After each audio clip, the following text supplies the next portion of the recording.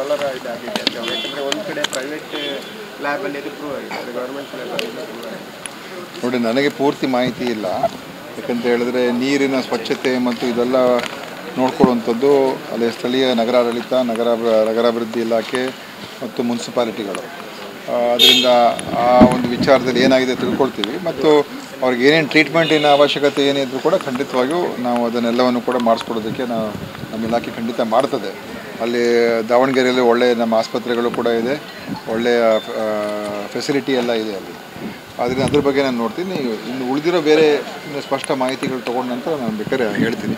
ಆದರೆ ಅವ್ರಿಗೆ ಏನೇನು ಚಿಕಿತ್ಸೆಗೆ ಏನೇನು ನಾವು ಅಳವಡಿಸ್ಕೋಬೇಕು ಮತ್ತು ಇದು ಹೇಗೆ ಅದು ಪ್ರಾರಂಭ ಆಯಿತು, ಏನಾದರೂ ನೀವು ಹೇಳ್ದಂಗೆ ಅದು ಟೆಸ್ಟ್ ಆಗಬೇಕು, ಕಾಲರನ ಏನೋ ಒಂದು ಟೆಸ್ಟ್ ಆಗಬೇಕು. ಅದು ಟೆಸ್ಟ್ ಮಾಡಿದ ನಂತರ ಕಲುಷಿತ ನೀರಾಗಿದ್ದರೆ ಅದನ್ನು ಅವರು ಸ್ಥಳೀಯ ಆಡಳಿತ ಸರಿಪಡಿಸ್ಕೋಬೇಕು. ಬೇರೆ ನಮ್ಮ ಇಲಾಖೆಯಿಂದ ಇನ್ನೇನಾದರೂ ಅದಕ್ಕೆ ಮಾಡುವಂಥದ್ದಿದ್ದರೆ ಖಂಡಿತ ನಾವು ಮಾಡೋಣ. ಸರ್, ನಿಮ್ಮ ಇಲಾಖೆಯ ಡೈರೆಕ್ಟರ್ ಅವರು ಇವತ್ತು ರಿಟೈರ್ಡ್ ಆಗ್ತಿದ್ದಾರೆ. ಇನ್ನೊಂದು ಪ್ರಮೋಷನ್ ಲಿಸ್ಟ್ ಹಾಕಿದ್ದಾರೆ ಅಂತ, ಅದರಲ್ಲಿ ಇದ್ದ ಹೆಸರುಗಳನ್ನು ಕೈಬಿಟ್ಟು ಹೊಸ ಹೆಸರು ಸೇರ್ಪಡೆ ಆಗಿದೆ ಅಂತ ಒಂದು ಆರೋಪ ಇದೆ. ಹಿಂಗೆ ನನಗೆ ಗೊತ್ತಿಲ್ಲ ಅಲ್ಲ, ನಾನು ತಿಳ್ಕೊಂಡು ಹೇಳ್ತೀನಿ. ಯಾಕಂದರೆ ನೀವೀಗ ಹೇಳ್ತಾ ಇದ್ದೀರಾ, ಸೊ ನಮ್ಮ ಹತ್ರ ಇನ್ನೂ ನನ್ನ ಹತ್ರ ಆ ರೀತಿ ಆ ಮಾಹಿತಿ ಯಾವುದೂ ಇಲ್ಲ. ಅದೇ ರೀತಿ ಟ್ರಾನ್ಸ್ಫರ್ ಲಿಸ್ಟ್ ಆಗಿದೆ ನೋಡಿ, ಯಾವುದೇ ಒಂದು ಟ್ರಾನ್ಸ್ಫರ್ ಲಿಸ್ಟ್ ಆಗಲಿ ಮತ್ತೊಂದಾಗಲಿ ಅದು ಒಂದು ರೂಲ್ಸ್ ಪ್ರಕಾರ, ಸೀನಿಯರಿಟಿ ಪ್ರಕಾರ ಎಲ್ಲ ಅದ್ರ ಪ್ರಕಾರ ಆಗಬೇಕು. ಸೊ ಅವ್ರೇನಾದರೂ ರೆಕಮೆಂಡ್ ಮಾಡಿದರೆ ಅವರು ಆ್ಯಸ್ ಅ ಡೈರೆಕ್ಟರ್ ಅವ್ರ ಫೈಲ್ ರೆಕಮೆಂಡೇಷನ್ ಮಾಡಿದರೆ ಮಾಡೋದಕ್ಕೆ ರೈಟ್ಸ್ ಇರ್ತದೆ. ಅದ್ರಲ್ಲಿ ಲೋಪದೋಷಗಳಾಗಿದ್ದರೂ ನನಗೆ ಗೊತ್ತಿಲ್ಲ. ಅದನ್ನು ಆ ಥರ ಆಗಿದ್ದರೆ ನಾವು ಸರಿಪಡಿಸ್ಕೋಬೋದು. ಅದು ನೋಡ್ತೀನಿ ಏನು ಅಂತ.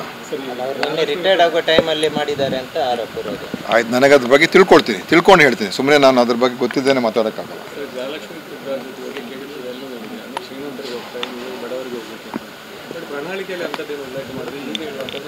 ಯಾವುದೇ ಒಂದು ಕಾರ್ಯಕ್ರಮ ನಾವು ಘೋಷಣೆ ಮಾಡಿದಾಗ ಅದು ನಮ್ಮ ಉದ್ದೇಶ ಏನು, ಸರ್ಕಾರದ್ದು ಯಾರಿಗೆ ಕಷ್ಟ ಇದ್ದರೆ ಅವರಿಗೆ ನೆರವಾಗಬೇಕು, ಅಷ್ಟೇ ತಾನೇ.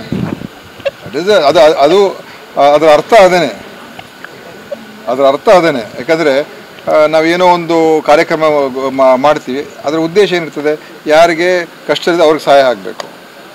ಆ ಉದ್ದೇಶ, ಆ ಒಂದು ಮಾನದಂಡ ಅಡಿಯಲ್ಲೇ ನಾವು ಕೆಲಸ ಮಾಡಬೇಕು. ಅದನ್ನು ನಾನು ಇವತ್ತು ಮಾತಾಡ್ತಾ ಇರಬೇಕಾದ್ರೆ ಹೇಳಿದೆ. ಪ್ರಾಣಳಿಕೆ ನೀವು ಹೇಳಿದ ಪ್ರಕಾರ ಏನು ಸುಪ್ರೀಂ ಕೋರ್ಟ್ ಆದೇಶನ? ಪ್ರಾಣಳಿಕೆ ನಮ್ಮ ಪ್ರಾಣಳಿಕೆ ಹೇಳಿರೋದು ನಾವು ಮಾಡ್ತೀವಿ ಅಂತ. ನಾವು ಅದರ ಅರ್ಥ ಏನು? ಈಗ ನಾವು ಪಾಲಿಸ್ತೀವಿ. ಈಗ ನಾವು ಎಲ್ರಿಗೂ ಮನೆ ಕಟ್ಟಿಸಿ ಆಯ್ತು. ಈಗ ಒಂದ್ ನಿಮಿಷ ನಾವು ಎಲ್ರಿಗೂ ಮನೆ ಕಟ್ಟಿಸ್ತೀವಿ ಅಂತ ಹೇಳೋಣ ಇಟ್ಕೊಳ್ಳೋಣ. ಇಟ್ಕೊಳ್ಳೋಣ. ಅದ್ರ ಅರ್ಥ ಏನು? ಯಾರ್ಯಾರು ಕಷ್ಟದಿದ್ದಾರೆ, ಬಡವರಿದ್ದಾರೆ, ಅವ್ರಿಗೆ ಸಹಾಯ ಮಾಡ್ತೀವಿ ಅಂತ. ಅದೇ ತಾನೇ ಅರ್ಥ. ಅದೇ ಥರ ನಮ್ಮ ಉದ್ದೇಶ ಏನು? ಯಾರು ಕಷ್ಟದಲ್ಲಿದ್ದಾರೆ, ಯಾರು ಬಡವರಿದ್ದಾರೆ, ಯಾರಿಗೆ ಸರ್ಕಾರದ ಸಹಾಯ ಅವಶ್ಯಕತೆ ಇದೆ ಅಂಥವ್ರಿಗೆ ಸರ್ಕಾರ ಸಹಾಯ ಮಾಡಬೇಕು.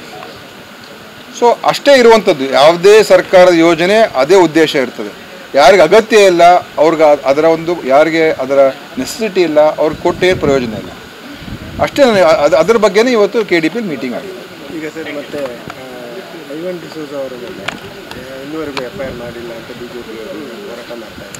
ನೋಡಿ, ಏನು ಎಲ್ಲಿ ತನಕ ಅಂತ ಹೇಳಿದ್ರೆ ಈಗ ನೆಕ್ಸ್ಟ್ ಕೋರ್ಟಿಗೆ ಹೋಗ್ತೀವಿ, ಮತ್ತೆ ರಸ್ತೆ ತಡೆ ಮಾಡ್ತೀವಿ. ನೋಡಿ, ಅವ್ರಿಗೆ ಎಲ್ಲಿ ಬೇಕಾದರೂ ಹೋಗಲಿ, ಎಲ್ಲಿ ಬೇಕಾದರೂ ಓಡಾಡಲಿ. ಈಗ ಗಲಾಟೆ ಎಬ್ಸೋದ್ರಲ್ಲಿ ಯಾರು ಎತ್ತಿದ ಕೈ ಅಂತ ಹೇಳಿದ್ರೆ ಭಾರತೀಯ ಜನತಾ ಪಕ್ಷ. ಆಯಿತಾ? ಇಡೀ ದೇಶಕ್ಕೆ ಗೊತ್ತು ಅವರ ಉದ್ದೇಶಗಳೇನು ಅಂತ. ಸೊ ಈ ಗಲಾಟೆ ಹಬ್ಬಿಸುವಂಥದ್ದು, ಗಲಾಟೆ ಮಾಡಿಸುವಂಥದ್ದು, ಸುದ್ದಿಗಳು ಹಬ್ಬಿಸುವಂಥದ್ದು ಇದೆಲ್ಲ ಅವರು ಎಕ್ಸ್ಪರ್ಟ್ಸು. ಸೊ ಅವ್ರಿಗೆ ಗೊತ್ತಿರಬೇಕು. ಐವನ್ ಡಿಸೋಜಾದಲ್ಲಿ ಕಾನೂನು ಪ್ರಕಾರ ಏನು ಪೊಲೀಸರು ಕ್ರಮ ತಗೊಳ್ಬೇಕು ಅವ್ರು ತಗೊಳ್ತಾರೆ. ಅದು FIR ಹಾಕೋದಕ್ಕೆ ಅದು ಅರ್ಹ ಒಂದು ಪ್ರಕರಣನ ಇಲ್ವಾ ಅಂತ.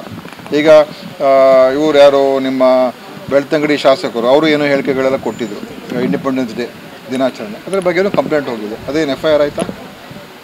ಆಗಿಲ್ಲ ತಾನೇ. ಯಾವುದು ಕಾಗ್ನಿಸಬಲ್ಲು, ಯಾವುದು ನಾನ್ ಕಾಗ್ನಿಸಬಲ್ಲು, ಅದ್ರ ಬಗ್ಗೆ ಅವರು ಆ್ಯಸ್ ಪರ್ ಲಾ ಹೋಗ್ತಾರೆ. BJP ಹೇಳಿದ ತಕ್ಷಣ ಈಗ ಅವರು ಸ್ಟೇಷನ್ ನುಗ್ಗಿದಾಗ ಅದು FIR ಆಗುವಂಥ ಒಂದು ಕಂಪ್ಲೇಂಟು FIR ಹಾಕಿದ್ರು, ಕೋರ್ಟ್ಗೆ ಹೋಗಿದೆ. ಕೋರ್ಟು ಕೂಡ ಅವ್ರ ಬೆಳ್ತಂಗಡಿ ಶಾಸಕರು ರಕ್ಷಣೆ ಕೊಡಲಿಲ್ಲ. ಇದರಲ್ಲಿ ಆ ಥರ ಏನೂ ಇಲ್ಲ. ಮತ್ತು ಕಲ್ಲು ತೂರಾಟ ಮಾಡಿರೋರು ಯಾರು, ಹಿಂಸಾತ್ಮಕ ಘಟನೆ ಮಾಡಿರೋರು ಯಾರು? ಭಾರತೀಯ ಜನತಾ ಪಕ್ಷದವರೇ, ಅವರೇ ಮಾಡಿರ್ತಾರೆ. ಅವರೇ ಇನ್ಯಾರು? ಅವರೇ ಪಕ್ಷದವರಾಗಿರ್ಬೋದು, ಇಲ್ಲದೆ ಹೋದ್ರೆ ಅವರ ಒಂದು ಇಬ್ಬರು ಅರೆಸ್ಟ್ ಮಾಡಿದ್ದಾರೆ ಅಂತ. ಇಬ್ಬರು ಅರೆಸ್ಟ್ ಮಾಡಿದಾರಲ್ಲ. ಯಾರು ಮಾಡಿದಾಗ ಅವ್ರಿಗೆ ಹಿಡಿದಿದ್ದಾರಲ್ಲ. ಸೊ ಅವ್ರಿಗೆ ಬ್ಯಾಕ್ಗ್ರೌಂಡ್ ಏನು ಅಂತ ಗೊತ್ತಾಗ್ತದಲ್ಲ, ಅವ್ರು ಎಲ್ಲಿಯವರು, ಅವ್ರು ಏನು, ಅವ್ರು ಯಾರ ಜೊತೆ ಇರ್ತಾರೆ, ಏನು ಮಾಡ್ತಾರೆ, ಆ ಬ್ಯಾಕ್ಗ್ರೌಂಡ್ ಗೊತ್ತಾಗ್ತದಲ್ಲ. ಸೊ ಆ ಬ್ಯಾಕ್ಗ್ರೌಂಡ್ ಗೊತ್ತಾದಾಗ ಆಟೋಮೆಟಿಕ್ಕಾಗಿ ನಾವೇನು ಹೇಳಬೇಕಾಗಿಲ್ಲ, ಅವ್ರು ಯಾರು ಅಂತ ಅವ್ರ ಬಾಯಿಂದನೇ ಹೊರಗೆ ಬರ್ತದೆ. Thank you. Thank you.